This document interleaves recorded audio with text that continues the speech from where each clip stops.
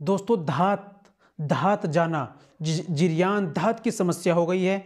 पेशाब में पहले ये बाद में कतरे जाते हैं, ये चिपचिपा पदार्थ सा जाता है, ये बिल्कुल मनी निकल रही है, इस तरह की समस्या हो गई है। फिर आपकी कमर में दर्द होने लगता है, जोड़ों में दर्द होता है, घुटनों में से कट कट की आवाज़ आती है, सर में जो है हर वक्त जो है दर्द रहता है और चिड़चिड़ापन आपके अंदर रहता है। अब आप फ़ोन पे बात कर रहे हैं तो चिपचिपा पानी जाने लगता है, जोड़ों में दर्द होने लगता है। तो आपको इस तरह की अगर समस्या हो गई है, आपके मसाने के अंदर गर्मी हो गई है, धात जैसी समस्या है, चिपचिपा पदार्थ सा जाता है, ये आपको समस्या हो गई, तो आज मैं आपको केवल छोटा सा 4-5 चीज़ों का नुस्खा बतलाऊंगा। अगर मेरे बताए हुए अनुसार आप इस्तेमाल करते हैं तो इंशाल्लाह आपकी बीमारी बिल्कुल ठीक हो जाएगी।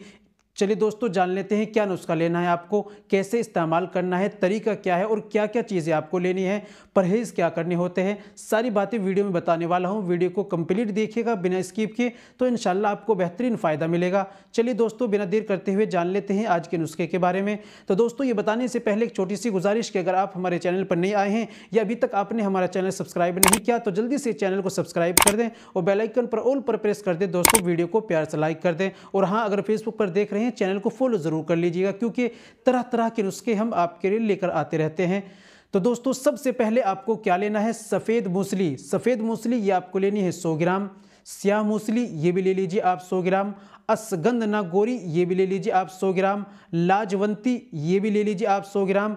गोंद कतीरा ये भी ले लीजिए आप 100 ग्राम। इसके अंदर आपको धागे वाली मिश्री मिलानी है आपको 200 ग्राम। इन तमाम चीज़ों को पंसारी के यहाँ से लाइए, कूट पीसकर बारीक पाउडर बना लीजिए। अब इस्तेमाल का तरीका, सुबह में खाली पेट 1 चम्मच छोटा वाला दूध से लेना है और 1 चम्मच आपको रात में सोते समय दूध से लेना है। इस दौरान तमाम गर्म चीज़ों का आपको परहेज़ करना है।